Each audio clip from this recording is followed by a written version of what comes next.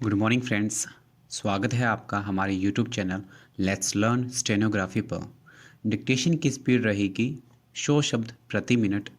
मूल डिक्टेशन से पहले 1 मिनट का ट्रायल डिक्टेशन बोला जाएगा, जिसका आपको अनुवाद नहीं करना है। आपको सिर्फ मूल डिक्टेशन का ही अनुवाद करना है।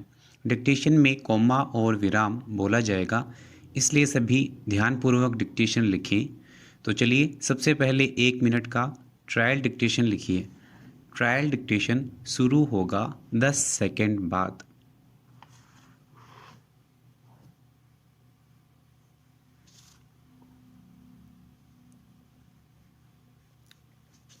अपने देश में महिलाओं को पुरुषों के समान ही अधिकार देने की बात विगत कुछ वर्षों से जोर शोर से की जा रही है। विराम। यही नहीं, हमारे संविधान में भी महिलाओं को पुरुषों के समान ही अधिकार देने की बात स्वीकार की गई है, किंतु यह सच है यद्यपि आजकल सार्वजनिक उपक्रमों संगठित संसाधनों यहाँ तक राजनीति में भी महिलाओं का प्रतिनिधित्व बढ़ा है और उनके प्रति भेदभाव में कमी की गई है।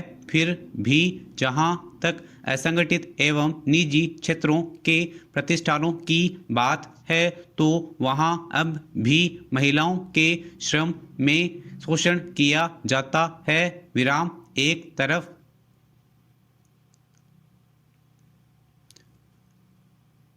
ये था आपके ट्रायल डिक्टेशन। अब लिखिए मूल डिक्टेशन। मूल डिक्टेशन शुरू होगा 10 सेकंड बाद।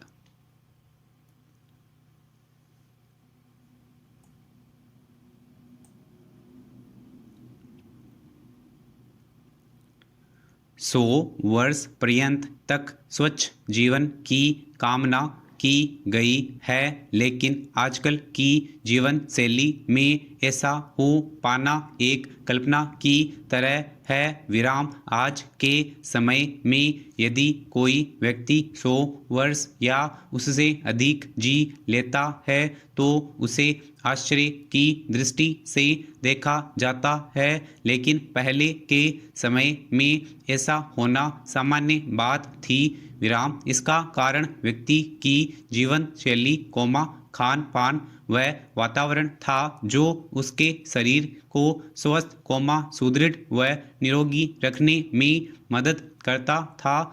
आज हमारा वातावरण प्रदूषित है। विराम। वायु में हानिकारक तत्व घुल मिल गए हैं। विराम। जल में हानिकारक बैक्टीरिया, वायरस हैं। विराम। खाने वाले अन्न में कीटनाशक जैसे विषैले पदार्थ की निम्न मात्रा रहती है। इस तरह हम जो ग्रहण कर रहे हैं, वह हमारी जीवन शक्ति को कमजोर कर रहा है। विराम। ऐसे न जाने कितने कारण हैं जो हमारी आयु को क्षीण करने में व शरीर को रुग्ण बनाने के लिए जिम्मेदार हैं। पेरा। आजकल यदि देखा जाए तो 50 या 60 वर्ष की उम्र से व्यक्ति के शरीर में बुढ़ापे के लक्षण दिखने लगते हैं और शरीर में किसी न किसी प्रकार की बीमारी की शुरुआत हो जाती है। विराम। देश में ज़्यादातर लोगों की मृत्यु 60 से 90 साल के बीच किसी बीमारी के कारण हो जाती है। विराम। इसमें सबसे प्रमुख हार्ट अटैक या हृदयाघात हैं। विराम। यदि स्वस्थ व लंबा जीवन जीना है तो उम्र के तौर तरीके भी सीखने होंगे। विराम। पेरा। एक बार चीन के बीजिंग शहर में एक 100 वर्षीय वृद्ध से पूछा गया, आपकी लंबी उम्र का रहस्य क्या है? वृद्ध ने जवाब दिया, मेरे जीवन में 3 बातें हैं, जिनकी वजह से मैं लंबी आयु पा सका। एक तो मैं अपने दिमाग में कभी उत्तेजनात्मक विचारों से नहीं भरता। विराम।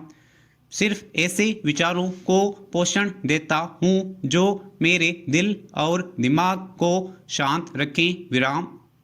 दूसरी बात यह है कि मैं आलस्य को बढ़ाने वाला उत्तेजित करने वाला भोजन नहीं लेता और न ही अनावश्यक भोजन लेता हूँ। विराम।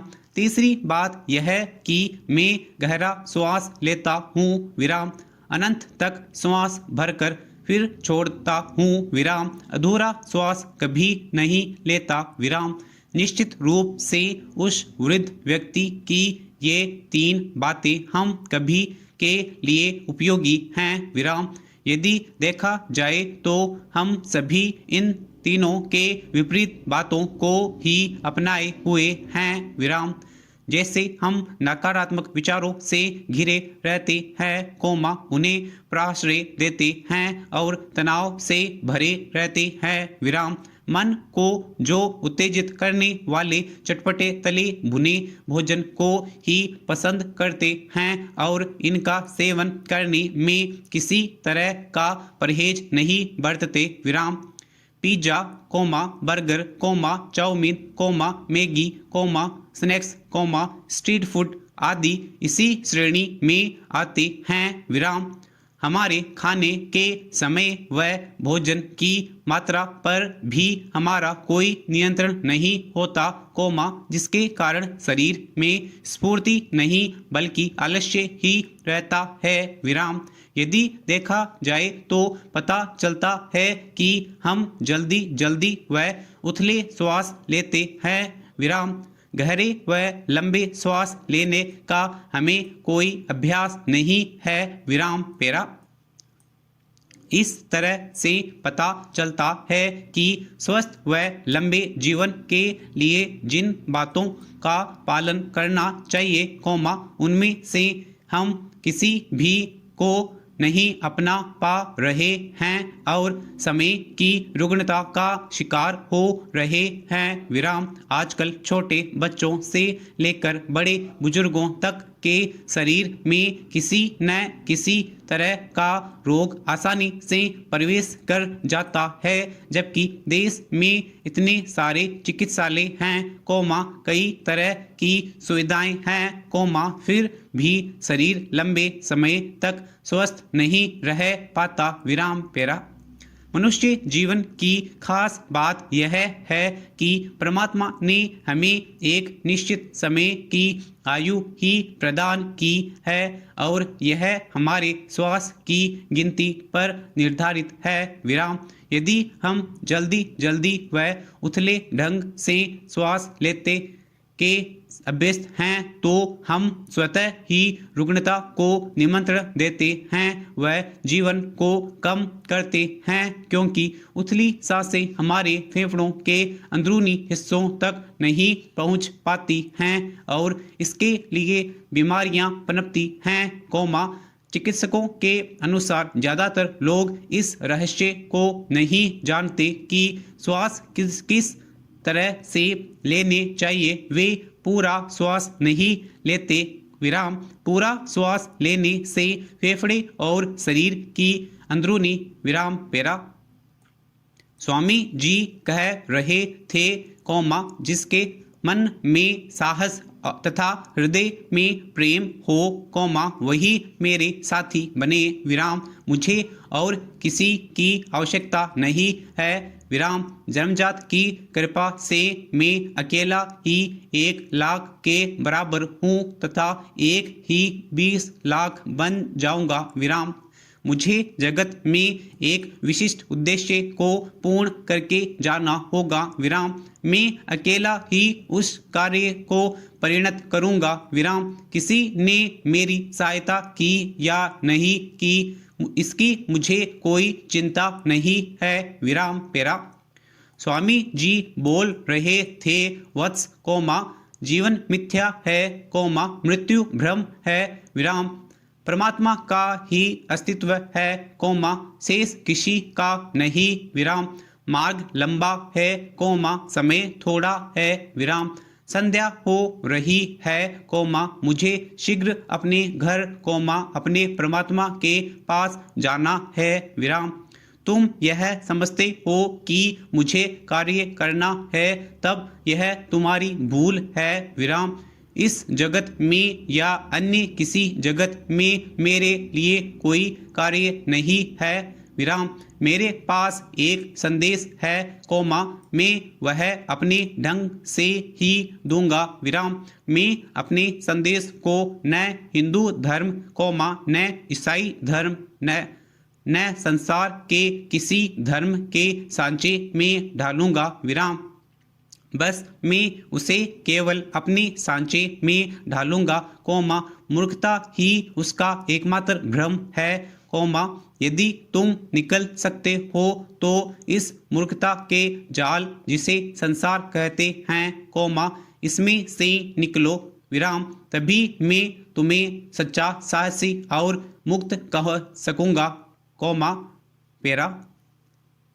राज्य इस प्रकार रियासत की देश में सभी प्रकार के श्रमिकों को एक न्यूनतम जीवन निर्वाह मजदूरी सुनिश्चित की जा सके एवं श्रमिकों के लिए एक उन्नत मानव जीवन तथा कार्य की श्रेष्ठ दशाएं सुनिश्चित की जा सके, कोमा। आश्चर्य की बात यह है कि मानव में सभी महिलाओं की स्थिति बड़ी विचित्र है। विराम।